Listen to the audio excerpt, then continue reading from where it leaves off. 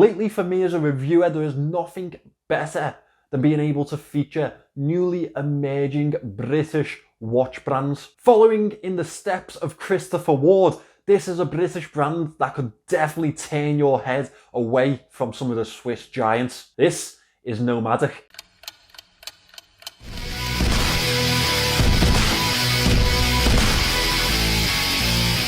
Hi guys, my name is Jason and I am your watch guy today.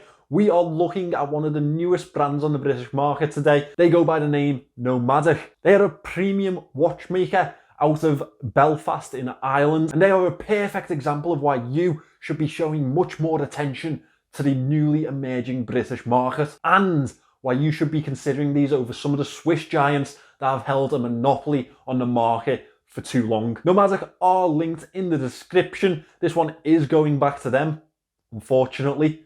Now let's get into it. This is a stunning explorer style piece, gaining its inspiration from an exploration that took place in 1914. One that two of Nomadic's Irish heroes set upon and were unfortunately not to come back from. This one is named and made in their honour, TURAS being an Irish word for journey or exploration, and the 914 signifying the date that they set off on this voyage. I think this is a perfect way to show respect to two fallen heroes, considering the incredible nature of this watch. This is fully 316L stainless steel, but due to the brilliant finishing throughout the watch, it has a much smoother and premium effect to it. This casing is elegant yet robust, and one thing that you don't see often is the drop off to those lugs, which definitely helps the wearability of the piece. Aiding the luxury nature of this watch, we have a chamfered edge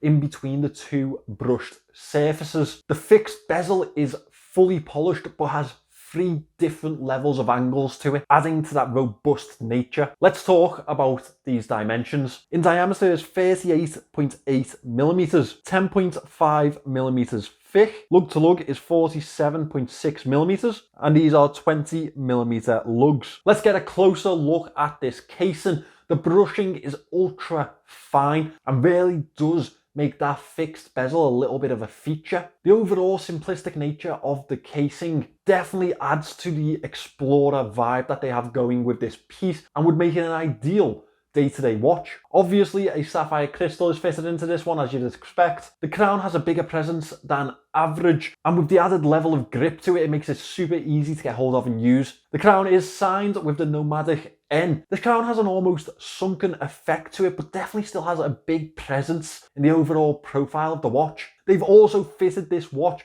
with an anti-shock system that they have coined as Nomadic, increasing the durability and reliability of the piece overall. This is also backed by their limited lifetime guarantee. That is for any manufacturing defects. Check the website out for more details. The Caseback displays this absolutely stunningly decorated SW200 movement which is running this watch. The first 100 of these are numbered, and as you can see, my one is numbered as number 83. The rotor is quite simple but has some features that I really do enjoy. The Caseback does have some specifications etched into it, but also a inspirational quote: "Through endurance we conquer and we make progress." Altogether, this watch is provided with 100 meters of water resistance, fitting the Gather watch and the Explorer watch ideal. The real showpiece here is the dial. It almost has the type of texture and finish that you'd expect from the likes of Grand Seiko and some of the other big hitters on the watch market. The polarized style that the TURAS offers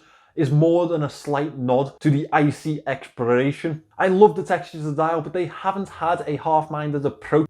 The numerals are also heavily raised from the dial, as are the indices, and they have a thick black border accenting the white fill, which aids the legibility no end. The Arabic numerals at the 12, 3, 6 and 9 are incredibly bold, and I absolutely love that. The Nomadic logo is printed below the 12 o'clock point in white, and below, I think that really shows the pride that they have not only in their home but also the watch that they produced. The handset follows the indices with a lume center and a bold black outer edge. The nicest touch to this diamond handset is the yellow second hand, adding a lovely splash of colour that, as I've said before, the bigger brands shy away from way too much. Let's get a look at this Super Luminova Lume Shot. As you'd expect for a £1,050 watch, this is bright as hell. I can't really give it the 10 out of 10 that it